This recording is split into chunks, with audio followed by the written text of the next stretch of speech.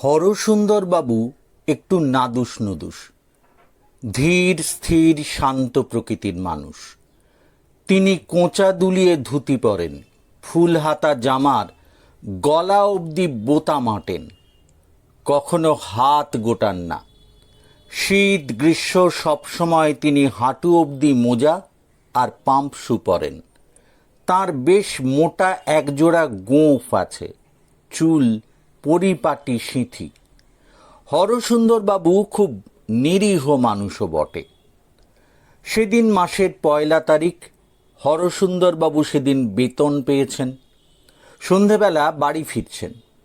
যে গলিটায় তিনি থাকেন সেটা বেশ অন্ধকার, পাড়াটাও ভালো নয়। হরসুন্দরবাবু গলিতে ঢুকে কয়েক পা এগোতেই 3টে ছোকরা তাঁকে ঘিরে ফেলল।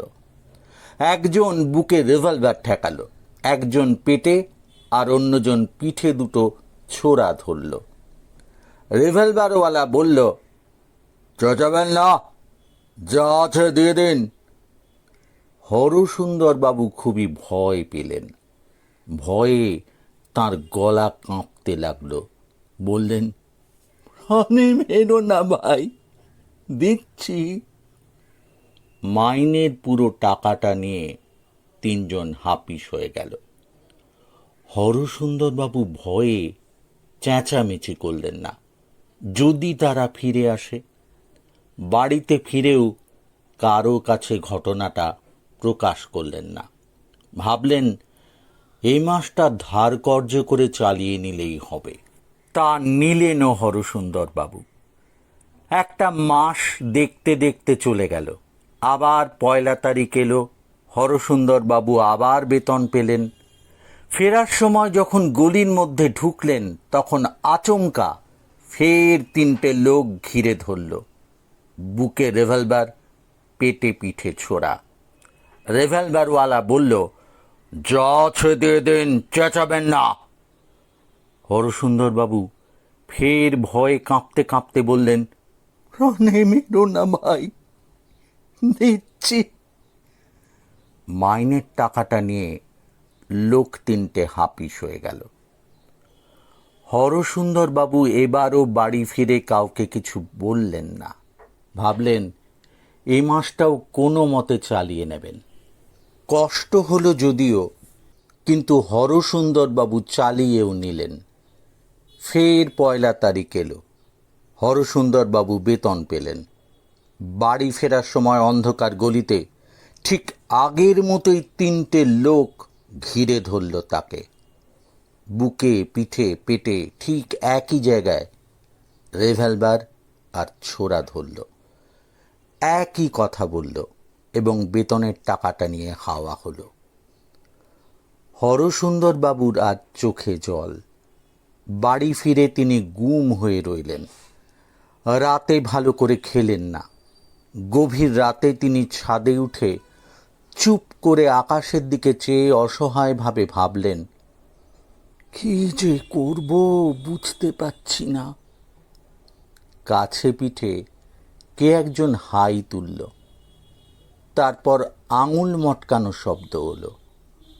তারপর বলল, হরি হরি। হরসুন্দরবাবু চারদিকটা চেয়ে দেখলেন। ছাদ জনশূন্য। শীতকালের গভীর রাতে ছাদে আসবেই বা কে? তিনি কাঁপা গলায় জিজ্ঞেস করলেন, আপনি কে? ভেবে দেখতে হবে হে, ভেবে দেখতে হবে।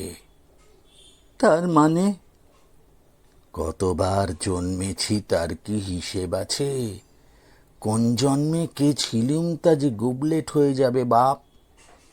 এ জন্মে যিশু, তো জন্মে নিতাই, পরের জন্মে হয়তো চিনেম্যান চাইচুন। আপনি কোথায়? আমি তো কিছু দেখতে পাচ্ছি না। গলার স্বরটা খিঁচিয়ে উঠল। কোথায় চোখ আছে হে? আমায় দেখবে? সারাদিনই তো তোমার ধারে কাছে ঘুরঘুর করি, দেখতে চেয়েছ কখনো? আগে আমি তো কিছু বুঝতে পারছি না, ভয় পাচ্ছি, মাথা ঝিমঝিম করছে। আমলো, এই যে ভালো করতে এসে বিপদ হলো। আপনি কি চান? তোমার মতো গবেটদের কান দুটো মুলে দিতে চাই, কিন্তু বিধিবাম, সে উপায় নেই। আমি কি করেছি? আপনি আমার ওপর রাগ করছেন কেন? রাগ করব না? তিনটে কাঁচা মাথার ছোঁড়া তিনবার তোমাকে বোকা বানালো, তা থেকে শিক্ষা পেয়েছ কি? কিছু করতে পারবে? আগে কি করব? তাদের হাতে যে ছোড়া আর বন্দুক। আর তোমার বুঝি কিছু নেই? আগে না। কে বলল নেই? আমার বন্দুক, পিস্তল বা ছোড়াছুরি নেই, তবে আমার গিন্নির একখানা বুটি আছে, আর আমার ছেলে ভূতর একটা পেন্সিল কাটা ছুরি আছে, আর আমার মায়ের বেড়াল তাড়ানোর জন্য একটা ছোট লাঠি আছে। ওসব জানতে চাইছে কে? বঁটি লাঠির কথা তোমায় জিজ্ঞেস করেছে? বলি, এসব ছাড়া তোমার আর কিছু নেই? আগে মনে পড়ছে না। শুনেছি আমার ঠাকুর দাদার একটা গাদা বন্দুক ছিল। কবে তার কাকে বলে? বলি, বন্দুক টন্দুক ছাড়া আর কিছু নেই তোমার? কি না। বলি, বুদ্ধি বলে একটা বস্তু আছে, জানো তো? জানি। তোমার সেটাও নেই? আগে ঠিক বুঝতে পারছি না। একটা দীর্ঘশ্বাসের আওয়াজ হলো। তারপর গলার স্বরটা বলল, শোনো, এবার যখন ওই মাস্তানগুলো তোমাকে পাকড়াও করবে, তখন একটুও ঘাবড়াবে না। হাসি হাসি মুখে শুধু জিজ্ঞেস করবে, আচ্ছা, শিবেন বাবু ভালো আছেন তো? শুধু এই কথা বললেই হবে? বলেই দেখো না। তৃতীয় মাসটাও কষ্টে সৃষ্টে কেটে গেল। আবার 1 তারিখ এলো এবং হরসুন্দরবাবু আবার বেতন পেলেন। বাড়ি ফেরার সময় বুকটা দূর দূর করছিল। যে কথাটা বলতে হবে তা বারবার বিড়বিড় করে আওড়াচ্ছেন। হাত পা কাঁপছে, গলা শুকিয়ে যাচ্ছে।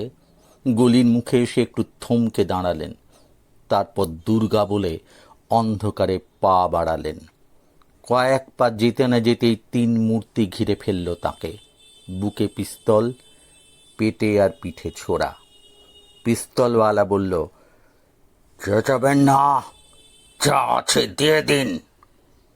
জীবনে কোনো সাহসের কাজ করেননি হরসুন্দরবাবু, আজই প্রথম করলেন।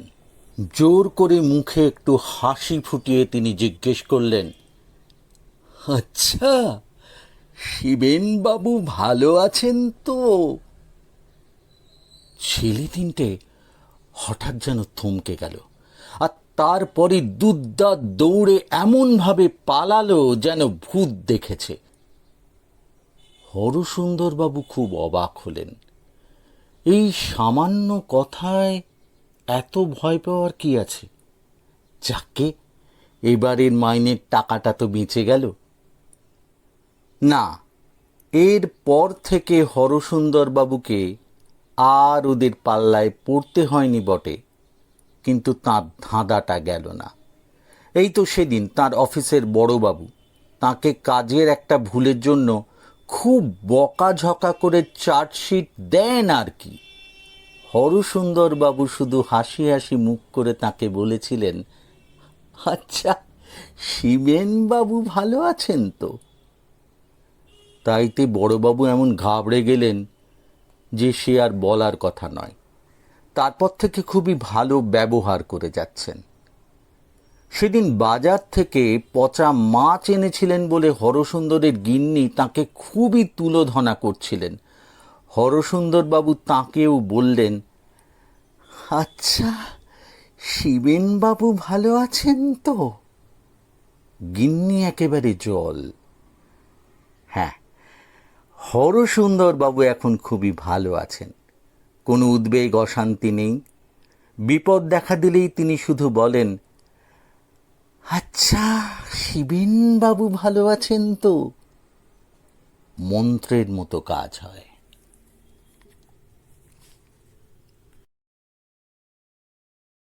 গল্পটা ভালো লাগলে লাইক করবেন, শেয়ার করবেন আর সাবস্ক্রাইব করবেন।